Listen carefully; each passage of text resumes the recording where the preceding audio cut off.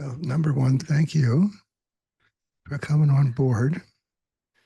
But you're coming on board, interestingly enough, you're really accomplished. When I look at your Substack and all the background information, you've been strongly successful and done some really good work. Thank you. Yeah, the question is what's your concept of an elder now that you are one? Um, I think for me, eldership is about leadership, and it's not just, I mean, as you point out, it's not just about being older. It's about finding your place as a contribution to other people and using your wisdom, if you like, that you've gained through the insights of many years living on the planet to guide other people.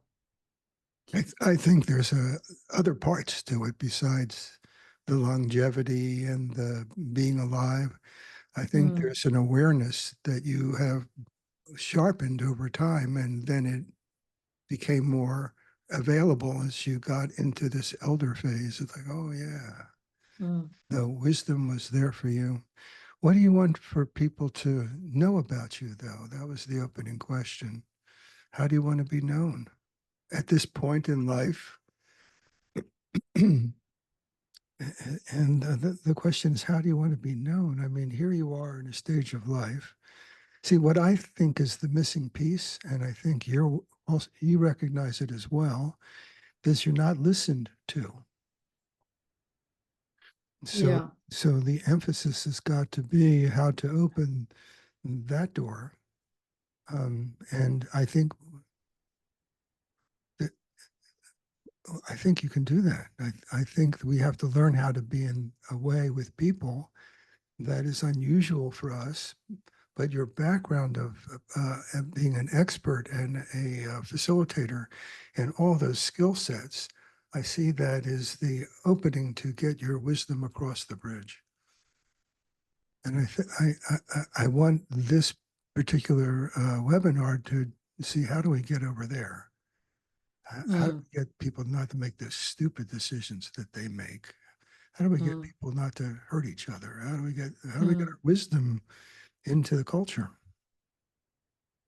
What are Yeah. your thoughts about that?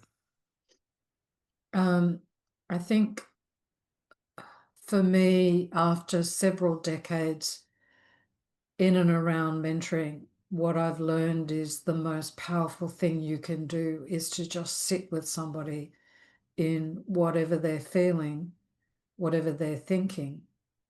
And it's not about telling them how else they should feel or think, but it's opening their eyes to a bigger perspective that somebody else can see that maybe they can't. And My, they can hear what you say. and therefore they can hear what you say because you come to it. See, I think the core of being a good mentor is curiosity. So if you can come to every conversation with someone as completely curious with a learner's mindset, then I think there's an openness on the part of the other person to be more vulnerable, but also to listen. Yeah, I think there's a quality of curiosity that gives elder. Yeah. They just, let's find out about that.